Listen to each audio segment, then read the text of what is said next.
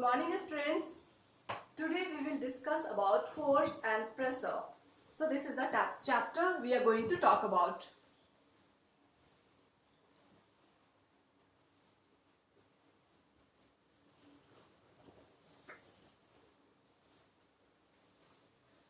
Force is a push or pull. Imagine some situations from our day-to-day life.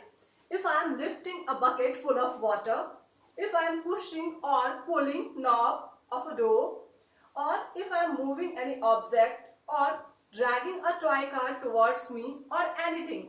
In all situations, we can observe push or pull.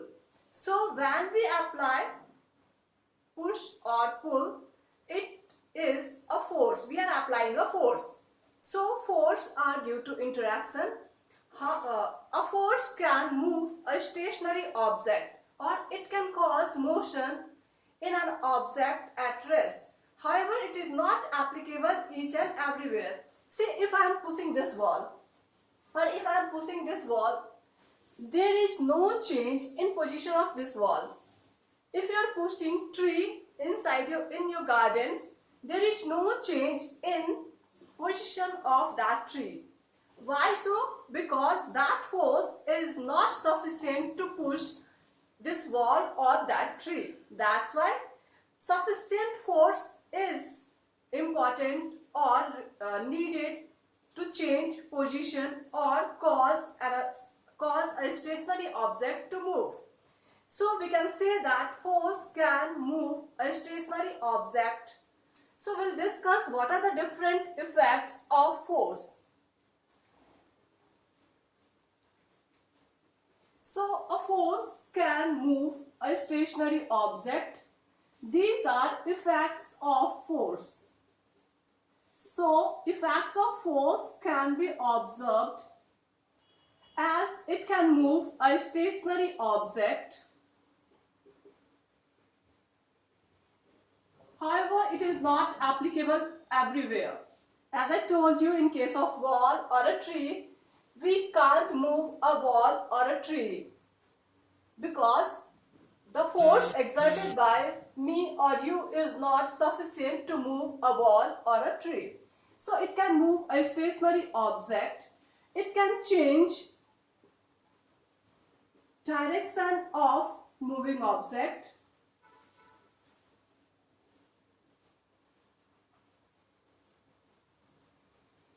It can change, or force can change speed of any object. So it can change speed of any object. It can change shape or size of object. And it can make stop or it can stop a moving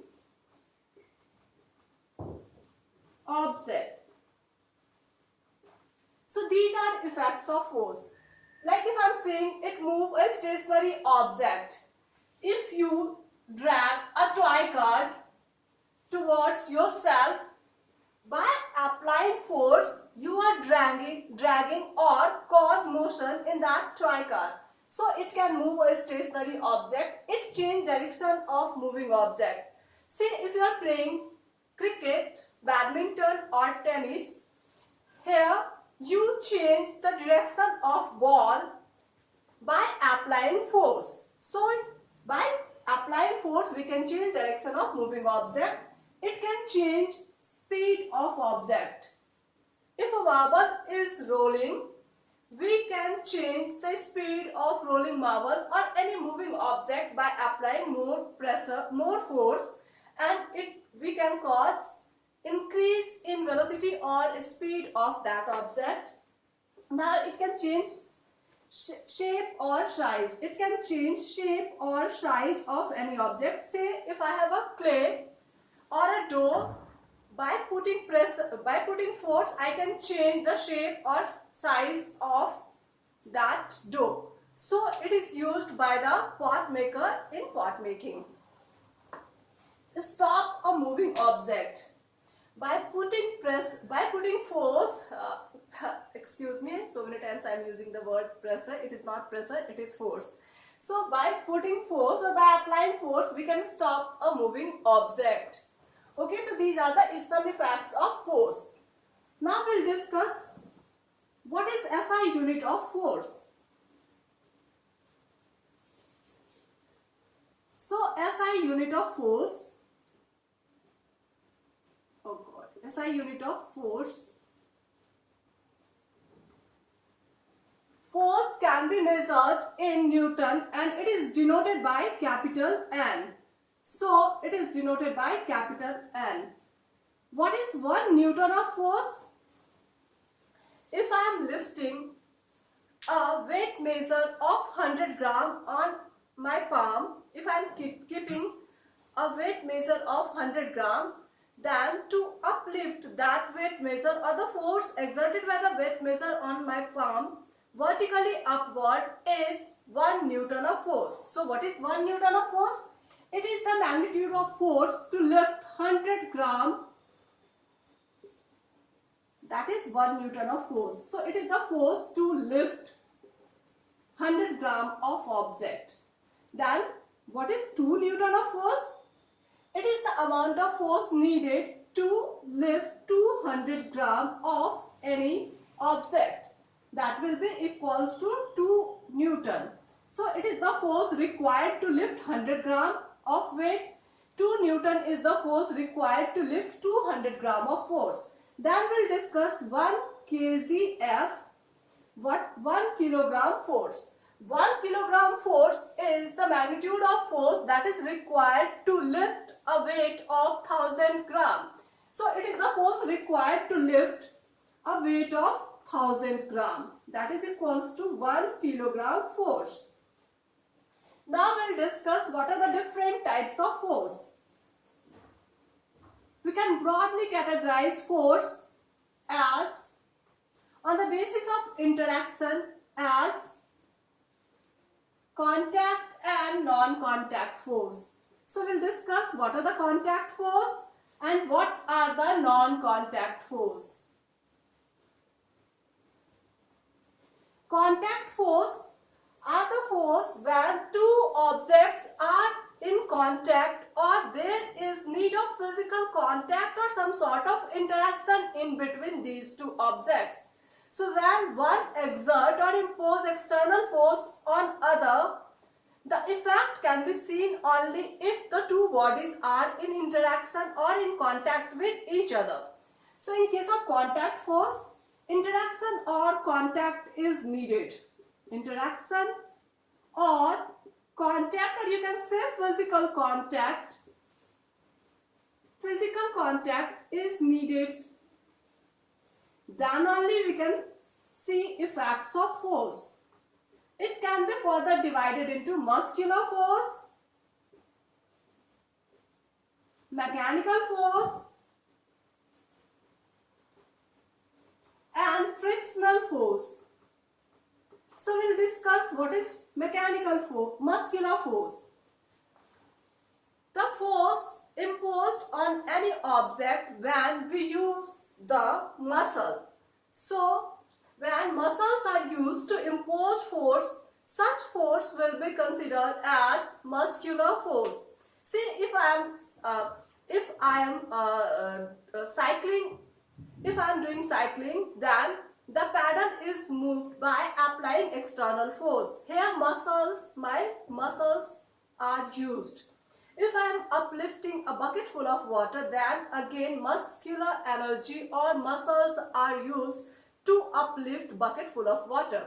So in each and every cases where there is energy experienced by our muscles, or muscles are used to do work, or muscles are used to impose force, then we can say that it is an example of muscular force. Okay, so we'll discuss what is mechanical force. Mechanical force are the force exerted by machines, and machine cannot work by itself. There is need of energy to run a machine. See, if I'm talking about a car, in a car will get and there is change in position. So it is an example of mechanical force. But to rotate the wheel, there is need of energy, and the car engine provides that energy by burning of fuel. So we can say that here it is example of mechanical energy. Like in case of sailboat, wind energy is utilized to propel the boat. So energy is provided by wind and it is utilized in propelling the boat. That's why these are examples of mechanical force. Now we'll discuss frictional force. Frictional force are the forces when two bodies are in contact with each other. One exerts force on another to check the motion of other body. So frictional force opposes the motion. So if two bodies are in contact and one slide or move over another, then body which is in contact opposes the motion of other body. In this way we can say that it is frictional force. Say if you are walking on ground or you are driving a car, in that case frictional force is overcome. That's why we are able to walk or able to drive the car. So frictional force is the force which opposes the motion, and it is applicable when two bodies are in interaction or contact.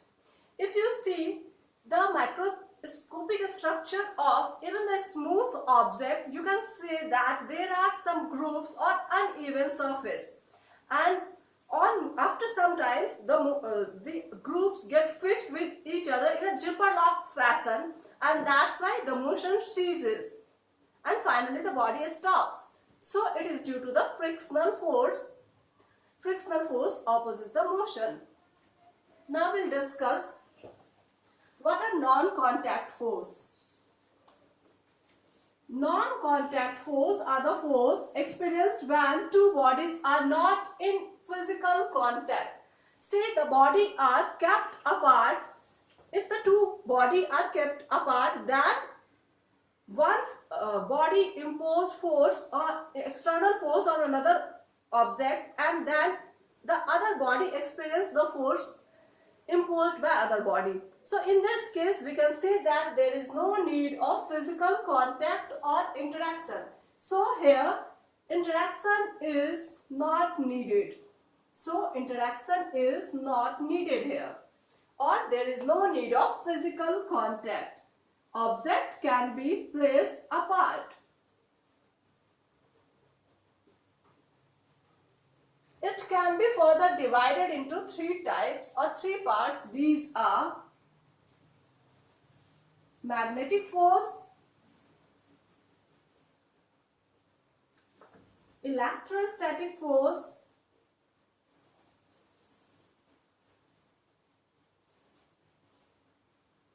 magnetic force, electrostatic force, and the another one is gravitational force.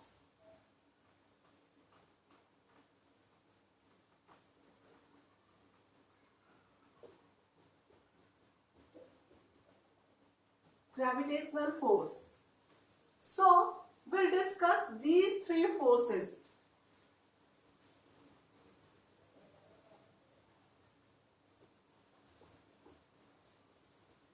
Earlier I told you that force can be categorized in two parts on basis of physical contact or interaction into contact and non-contact force.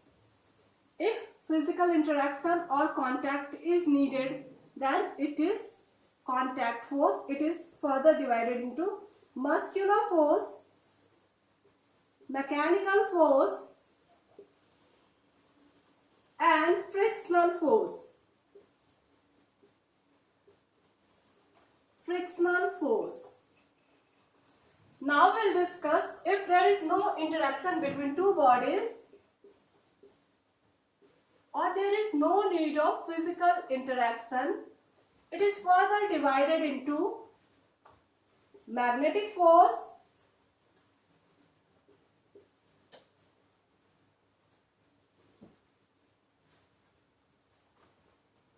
electrostatic force